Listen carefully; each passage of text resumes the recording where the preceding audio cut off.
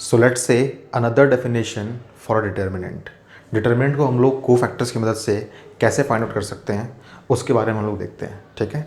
सो हमने बोला सबसे पहले let capital A I J be the cofactors of elements of a square matrix A equals to A I J.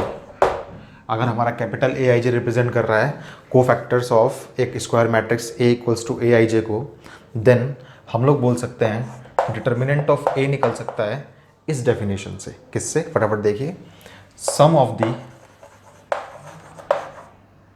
Products of elements. वो elements क्या होने चाहिए? ऑफ वन स्पेसिफिक रो और column, किसी एक स्पेसिफिक रो के या किसी एक स्पेसिफिक कॉलम के, बाय देयर कॉरेस्पॉन्डिंग कोफैक्टर्स। सो दोबारा देखिए इस डेफिनेशन को। डिटर्मिनेंट ऑफ ए निकल सकता है सम of the products of the elements of any specific row और any specific column by their corresponding cofactors. इसको हम एग्जाम्पल से समझते हैं एक बार। सो अज्यूम कीजिए कि आपके पास एक मैट्रिक्स है ए जिसके अंदर एलिमेंट्स हैं 3x3 की मैट्रिक्स है, A11, A12, A13, then A21, A22 and A23, then A31, A32 and A33। हमारे पास एक स्क्वायर मैट्रिक्स है 3x3 की। और मान लीजिए इसके जो कोफैक्टर्स हमारे पास आते हैं वो आते हैं हमारे पास capital A11, capital A12, capital A13, then A21, A22 and A23, then A31, A32 and A33। सो ये हमारे पास रेस्पेक्टिव एलिमेंट्स हैं और उनके कोफैक्टर्स हैं। Okay, so according to this definition determinant of A क्या हो जाएगा हमारा? वो हो जाएगा sum of the products of the elements. इस सम को भी आप स्किप कीजिए, यहाँ बोला गया product of the elements bye their corresponding cofactors. इसका मतलब आप किसी भी एक रो को पिक कर लीजिए या फिर किसी भी एक स्पेसिफिक कॉलम को पिक कर लीजिए।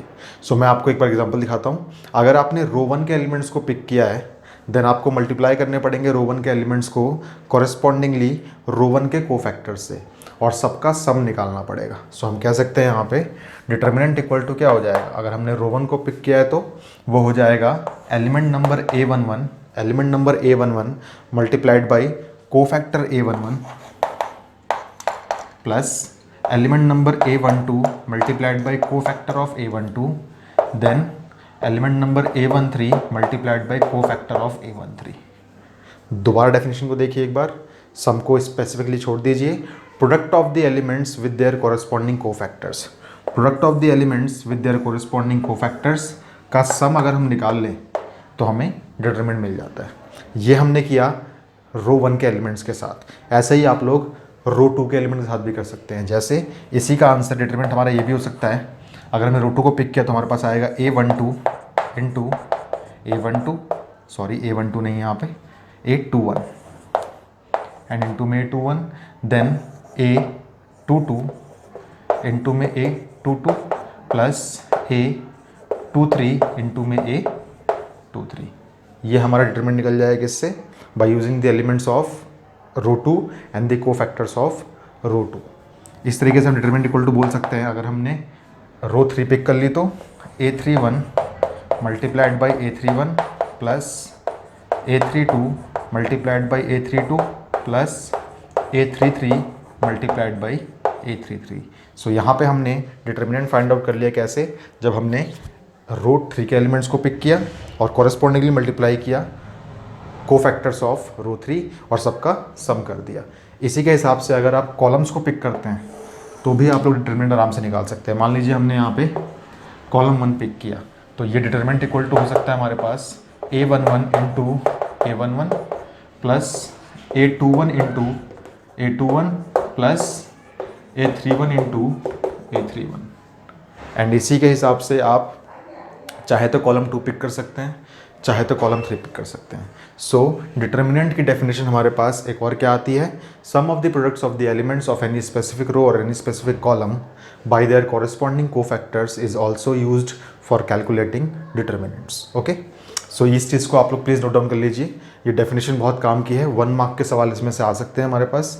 ठीक है, इसका एक और रूल क्या होता है कि अगर हमने किसी भी स्पेसिफिक रो के एलिमेंट्स को मल्टीप्लाई करके सम कर दिया किसी और स्पेसिफिक रो के कोफैक्टर्स के साथ, तो उसका सम हमेशा 0 मिलता है हम लोगों को। ठीक है, आप पहले इसको नोट डाउन कर लीजिए, फिर मैं नेक्स्ट डेफिनेशन को लिखवाता हूँ आपके पास। एक रूल हमारे पास और भी है, इसको आप लोग प्लीज़ नोट डाउन कर लीजिए अभी नोटबुक्स के अंदर।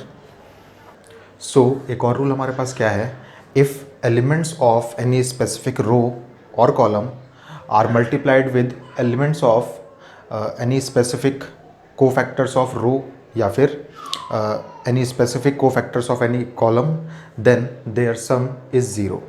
कहने का मतलब क्या है, पहले देखिए यहाँ पे, if elements of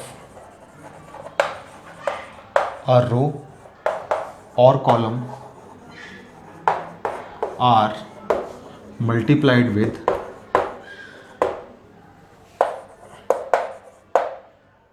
cofactors of any other row और कॉलम, यानी कि जिस रो के हमने एलिमेंट्स को पिक किया है, अगर हमने उस रो को छोड़ के किसी और रो के कोफैक्टर्स को पिक कर लिया और मल्टीप्लाई कर लिया आपस में, देन their sum is 0। सो ये रिमार्क भी हमारे पास 1 मार्क में कोई क्वेश्चन दे सकता है हम लोगों को। एग्जाम्पल देखिए क्या है इसका, मान लीजिए कि आपने रो 1 के एलिमेंट्स को पिक किया है और रो 2 के कोफैक्टर्स को पिक किया है और कॉरस्पॉन्डिंगली आपने इनको मल्टीप्लाई कर दिया है। देन देखिए क्या मिलेगा आपको, अगर हमने कहा A11 multiplied by A21 plus A12 multiplied by A22 plus A13 multiplied by A23। यहाँ पे मैंने एलिमेंट्स लिए हैं रो 1 के और कोफैक्टर्स लिए हैं रो 2 के, देन इसका सम जो आएगा वो हमेशा याद रखिएगा इक्वल्स टू 0 आएगा। सिमिलरली अगर आपने कोई कॉलम पिक कर लिया और किसी और कॉलम के कोफैक्टर्स को पिक कर लिया, देन उसका सम भी हमारे पास 0 आएगा। जैसे अगर मान लीजिए मैंने यहाँ से कॉलम 3 को पिक किया है और यहाँ से हमने रो 1 के कोफैक्टर्स को पिक किया है, देन देखिए क्या मिलता है हम लोगों को, A13 into A11 plus A23 into A21 plus A33 into A31, A11 211 A31 equals to भी 0 है। क्यों ऐसा हुआ, बिकॉज हमने किसी और कॉलम के एलिमेंट्स को मल्टीप्लाई किया है किसी और कॉलम के कोफैक्टर से, इसलिए डिटरमिनेंट नहीं देगा हमें, क्या देगा ये 0। इसका आप एग्जांपल लेके भी इसको प्रूव कर सकते हैं आप लोग। ये बाय डिफ़ॉल्ट इस डेफिनेशन को आप लोग लर्न कर लीजिए, बिकॉज 1 मार्क में ऐसे क्वेश्चन पूछे जा सकते हैं। सो हमने 2 रिमार्क्स पढ़े यहाँ पे। पहला रिमार्क था हमारे पास डिटरमिनेंट निकालने वाला और सेकंड रिमार्क्स था हमारे पास ये जब इक्वल टू 0 होता है इसका सम वो। तो इन दोनों रिमार्क्स को प्लीज़ आप लोग नोट डाउन कर लीजिए अपनी कॉपीज़ में और स्टार मार्क्स कर लीजिए, ताकि ये चीज़ इंपॉर्टेंट दिखे आप लोग जब कभी भी आप रिवाइज करें इस चैप्टर को। तो ठीक है, नोट कर लीजिए प्लीज़।